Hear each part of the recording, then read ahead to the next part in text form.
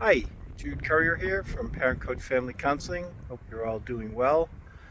I'm out here in New Hampshire. We just got a couple of snowstorms. I was just reflecting that I think the last time I posted a video, I was in Florida, so about this time last year, and clearly I'm not in Florida anymore. Today I want to talk about the harm of silence. So what I'm referring to here is when parents use the silent treatment in response to a child's negative behavior. And when this happens, the parent withdraws, and the child is left, the parent just stops talking, doesn't answer any questions, doesn't explain why they're not talking, is really very likely acting out of their own pain and hurt and anger and feeling disrespected, all those feelings, of course, are valid.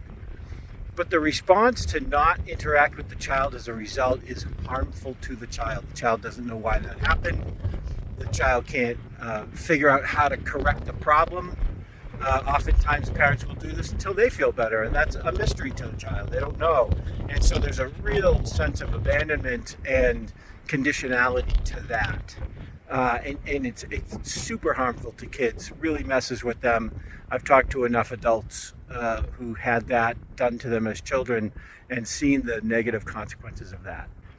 When I'm working with parents, I will encourage them to use something called passive withdrawal. And passive withdrawal is really, it is, you stop talking to the child, but you're very clear about why you're not talking to the child. It sounds something like, look, if you're going to continue to behave that way, I don't have anything to say to you. Or if you're not going to do this thing I asked you to do, I really can't interact with you right now. But as soon as you choose to do that thing, as soon as you correct your behavior, we're good to go. And in that time, the child understands that you're still taking care of their needs, all of their needs: food, shelter, clothing, healthcare, education, safety. You're just not interacting with them, but you've given them, first of all, a message that says, in order for us to interact, I expect you to be respectful to me, and I, of course, will be respectful to you. The other part of that is you're giving them a clear pathway to the reconnection in the moment. And that is, you need to do this thing I asked you to do, or you can't behave that way, because that blocks the access to this relationship if you choose to do that. And of course, you're never going to make an expectation of a child that they can't meet, right? So we have to be aware of that, but it's usually never the case. It's just, hey, you can't, if I ask you to get off your tablet and you're not doing that, okay, yep, I don't have anything to say to you. And that may take a while, but it can be very effective.